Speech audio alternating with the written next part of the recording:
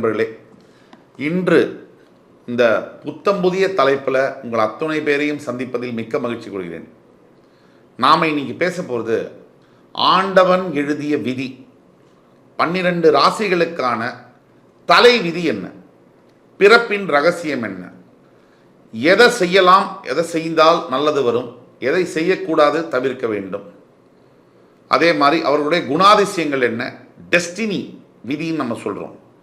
அதே மாதிரி என்னென்ன ரெமிடிஸ் இருக்குது, ரெமிடிஸ்ன்றது சொல்யூஷன்ஸ் என்னென்ன இருக்குது, இமீடியட் ஃபியூச்சர் உடனடியாக அடுத்த 6 மாதங்களுக்கெல்லாம் என்ன மாதிரி நடக்கக்கூடிய மாதிரி சந்தர்ப்பங்கள் இருக்குது. ஒரு தொகுப்பாக 12 ராசிகளுக்கு வழங்கிட்டு வரும். அந்த வரிசையில் இன்றைக்கி நம்ம பார்க்க போகிறது ரிஷபராசி. இந்த ரிஷபராசிக்கு முக்கிய பங்கு உண்டு. இந்த ராசி மண்டலத்தில் மாதா காரகன் அப்படின்னு சொல்லக்கூடிய சந்திரன் ரிஷபத்தில் உச்சம் பெறுகிறார். அம்மா குணம் அப்படின்னா எல்லாரையும் அரவணைச்சு ஆதரிச்சு போகக்கூடிய ஒரு குணம். அந்த குணத்தை உடைய சந்திர பகவான் உச்சம் பெறுகின்ற ரிஷபராசி. இதில் ஒரு பெரிய ரகசியம் இருக்கு. ரிஷபராசிக்காரர்களுடைய தலைவிதி, ஆண்டவன் எழுதிய விதி என்னங்கிறத பார்க்கும்போது அதில் முதல் படியாக உங்களுடைய குணாதிசயங்கள், கேரக்டரிஸ்டிக்ஸ், இதை பார்ப்போம். ரிஷபராசிக்காரர்களுடைய குணாதிசயங்கள், கேரக்டரிஸ்டிக்ஸ் என்ன?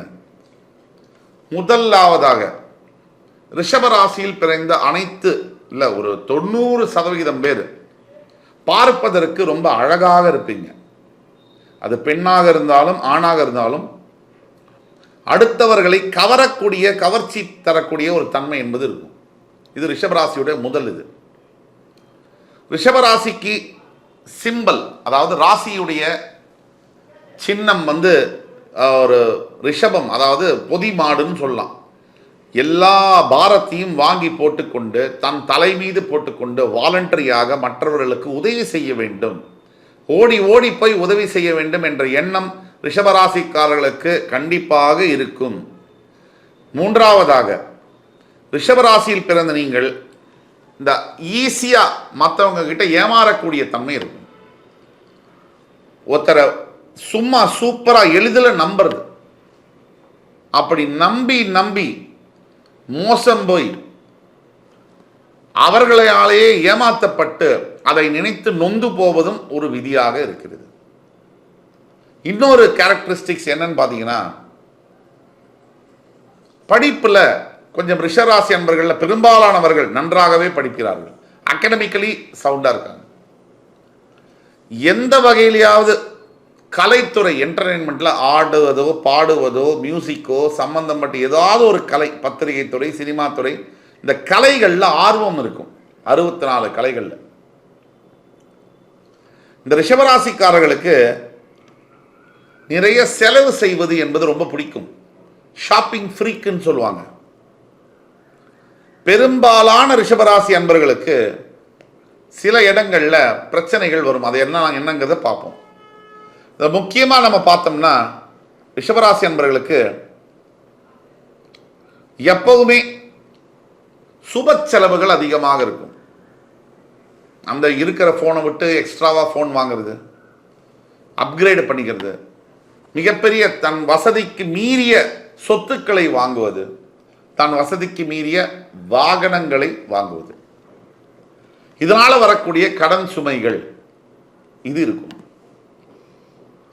அதிகமாக செலவு செய்யும்போது என்ன ஆகும், எவ்வளவு சம்பாதிச்சாலும் கூட அது சுருக்கமாக கரைந்து போகக்கூடிய ஒரு தன்மை என்பது இருக்கும். இது எல்லாத்தையும் விட ரிஷபராசிக்காரர்களுக்கு விதி என்ன, ஆண்டவன் எழுதிய விதி. இப்போ படிப்பு அப்படின்னு வரும்போது ரிஷபராசி என்பவர்களுக்கு நிறைய பேர்களுக்கு கலைத்துறை சார்ந்த தொழில்களை செய்யக்கூடிய ஒரு பாக்கியம் உண்டு. ஆனால் படிப்பில் முக்கியமாக ரிஷபராசி என்பவர்களுக்கு மருத்துவத்துறையை சார்ந்த படிப்புகள் அதிகமாக விருப்பம் இருக்கும். மெடிசன் படிக்கணும், கெமிக்கல் இன்ஜினியரிங் படிக்கணும், இதெல்லாம் விருப்பமாக இருக்கும். டிராவல்ஸ் துறை, டூரிசம் துறை, ஜேர்னலிசம் இதெல்லாம் படிக்கணுங்கிற விருப்பங்கள் இருக்கும்.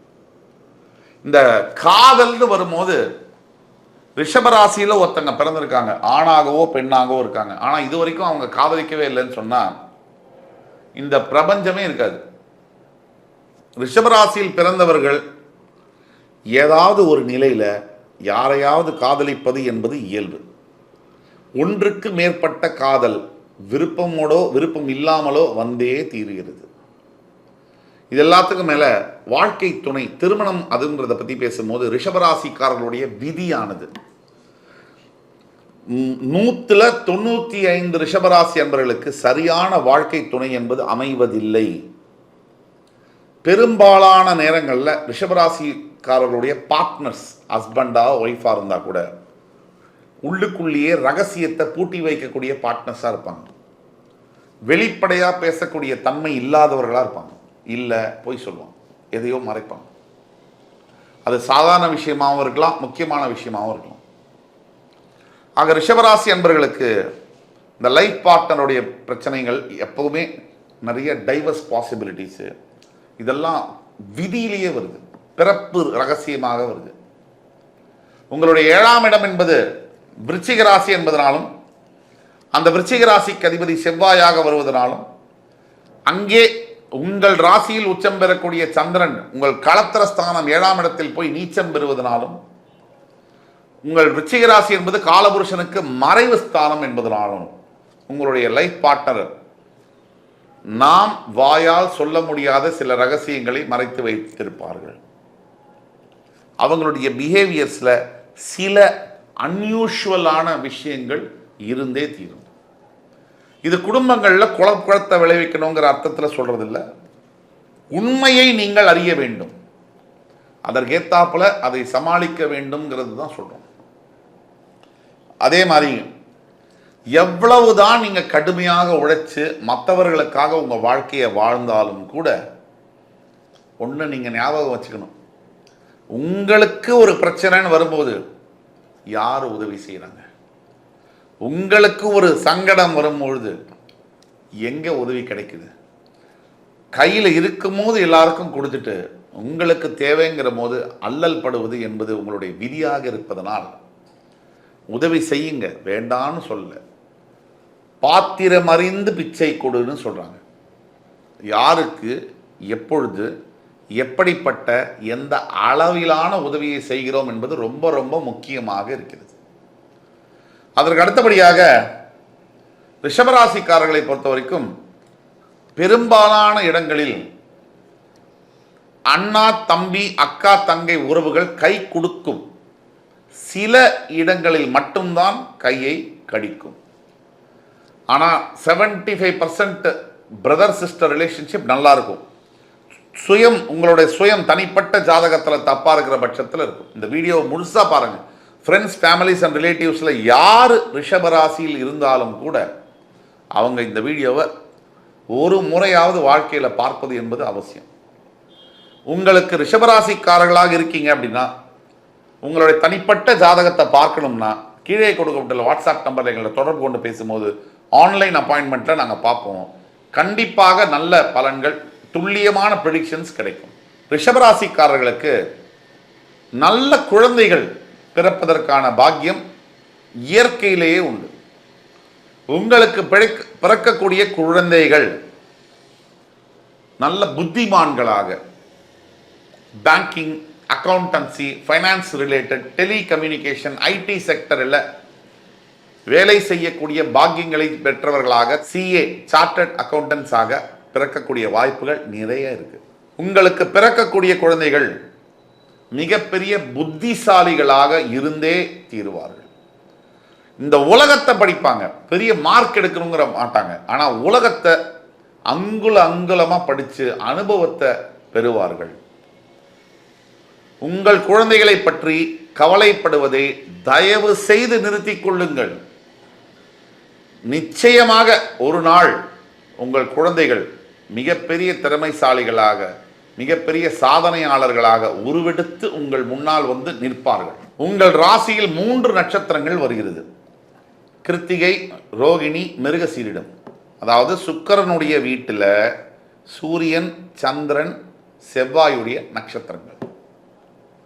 இதில் சூரியனுடைய நட்சத்திரத்தில் பிறக்கக்கூடிய ரிஷபராசி அன்பர்கள் பெரும்பாலானவர்கள் அரசாங்கம் சார்ந்த துறைகளில் அல்லது மருத்துவர்களாக மிகப்பெரிய புகழ்பெற்ற அரசியல்வாதிகளாக உருவெடுக்கக்கூடிய வாய்ப்பு உண்டு. இதுல ரோகிணி நட்சத்திரத்தில் பிறக்கக்கூடிய ரிஷபராசி அன்பர்கள் நிம்மதியா ஒரு நாள் கூட தூங்குறது கஷ்டம். ஏன்? என்ன அலைகள் ஓடிக்கிட்டே இருக்கும், நிம்மதியா இருக்க விடாது, ரெஸ்ட்லெஸ்னஸ் இருக்கும். தியானம் ரிஷபராசியில பிறந்த அனைத்து அன்பர்களும் செய்வது மிக மிக அவசியம். குறைஞ்சபட்சம் 5-10 நிமிஷம் தியானம் பண்ணணும். பெரும்பாலும் ரோகிணி நட்சத்திரம் 2ஆம் பாதம் 4ஆம் பாதத்தில் பிறப்பவர்களுக்கு வாழ்க்கை சிறப்பாக இருக்கிறது என்பது நிதர்சனமான உண்மை. இதுலேயும் விதிவிலக்குகள் உண்டு. விதிவிலக்குகள் விதியாகாது. இந்த மிருகசீரிட நட்சத்திரம், இதில் ரிஷபராசியில 3 பாதங்கள் கிருத்திகையிலேருந்து வரும். ரோகிணி 4 பாதங்கள் கூட 2 பாதம் உடைப்பட்ட நட்சத்திரமாக இந்த மிருகசீரிட நட்சத்திரம் வரும். ரொம்ப சொல்லணும்னா ரிஷபராசியில் பிறந்த பெண்களுக்கு இந்த 1ஆம் பாதம் மிருகசீரிடம் 2ஆம் பாதம் மிருகசீரிடம் பிறந்தவர்களுக்கு சேலஞ்சஸ் அதிகமாக இருக்கு. வீட்டுடைய பாரம், குடும்ப சுமை அதிகமாக இருக்கு. இதுல போராத குறைக்கு ஹஸ்பண்டோட டார்ச்சர் வேற. இன்னைக்கெல்லாம் பார்க்கும்போது, நான் ஒரு ஆணா இருக்கும்போது நான் இது சொன்னா நீங்க தவறா எடுத்துக்குவீங்க. ஆனா உண்மை என்னன்னா, இன்னைக்கு ஆண்கள் படுகின்ற பாடு பெண்களை விட மிக வேகமாக வளர்ந்து கொண்டிருக்கிறது என்பதுதான் உண்மை. ஆக ரிஷபராசி அன்பர்களுக்கு எப்பவுமே ஒரு 30 வயசு வரைக்கும் நிறைய லைஃப்ல நல்ல விஷயங்களை அனுபவிக்கிறாங்க. 35 வயசுக்கு மேல படாத பாடு ஒரு 45-50 வயசு வரைக்கும். அதற்கு அப்புறமாக மறுபடி வாழ்க்கை மலர்கிறது, நல்ல திசையை நோக்கி பயணிக்கிறது. இதுல உடனடியாக உங்க லைஃப்ல நீங்க எதை எக்ஸ்பெக்ட் பண்ணலாம்? பொதுவாக நீங்க எதை எக்ஸ்பெக்ட் பண்ணலாம்னு கேட்டீங்கன்னா 3 பாயிண்ட்ல சொல்லணும்னா, வெளுத்ததெல்லாம் பாலுன்னு நம்புறீங்கல்ல, கண்டிப்பா நீங்க துரோகம் உங்களுக்கு யாராவது உங்க கூட இருக்கிற க்ளோஸ் ஃப்ரெண்ட்ஸ் செய்யறத எக்ஸ்பெக்ட் பண்ணலாம். அதற்கு அப்புறமாக இன்னும் வேற எதை எக்ஸ்பெக்ட் பண்ணலாம்னா, பெரும்பாலானவர்களுக்கு உலகமே இடிஞ்சு போனா கூட உங்களுடைய வாழ்க்கை உங்க காட்டுல கண்டிப்பா மழை இல்லை, அட்லீஸ்ட் தூறலாவது சாரலாவது போடும். அது நிச்சயம் உண்டு. 3 வேளை சாப்பாடு, போட்டுக்கிற துணிமணி, நல்ல படுத்துக்கிற இடம், ஒரு காம்ப்ரஹென்சிவான லைஃப் நிச்சயமா உண்டு. இன்னும் வாழ்க்கை துணையை மட்டும் நீங்க தவறா செலக்ட் பண்ணிட்டீங்கன்னா தினசரி வாழ்க்கை டெர்மினேட்டர் 3 பார்ட் 3 மாதிரி ஆயிரும். ஜாகிரதையா இருக்க வேண்டியது உங்களுடைய பொறுப்பு. இந்த 3ஐயும் நீங்க வாழ்க்கையில கண்டிப்பா எக்ஸ்பெக்ட் பண்ணலாம். இந்த நியர் ஃபியூச்சர், உடனடியாக அடுத்த 6 மாதம் 1 வருடத்துக்கு என்ன எக்ஸ்பெக்ட் பண்ணலாம்னா, உங்கள் ராசியிலேயே இருக்கின்ற குரு பகவான் இல்லாத வேலையெல்லாம் செய்வார் ஜென்ம குருவாக. ஆக ஹெல்த் சம்பந்தப்பட்ட ஜென்ம குருவால வரக்கூடிய பிரச்சனைகள் வரலாம். ஆனா ஒட்டு மொத்தத்தில் நீங்க கவனமாக இருக்க வேண்டியது அவசியம். பரிகாரமாக நாம் சொல்வது, அனைத்து ரிஷபராசி என்பவர்களும் ஒரு முறையாவது பத்ரிநாத் ஸ்தலத்துக்கு சென்று அந்த விஷ்ணு பெருமானை வழிபட்டு வரும் பொழுது உங்கள் வாழ்க்கை மிக மிக வேற லெவல்ல மாற்றம் அடையும் என்பதில் கொஞ்சம் கூட சந்தேகம் இல்லை. இன்னும் அடுத்து வரக்கூடிய காணல பல சிறந்த தலைப்புகளுடன் மறுபடி ரிஷபராசி அன்பர்களை மறுபடி சந்திக்கும் வரை உங்கள் அத்துணை பேரிடமிருந்து விடைபெறுவது உங்கள் சுபாஷ் பாலகிருஷ்ணன். நன்றி, வணக்கம், வாழ்க வளமுடன்.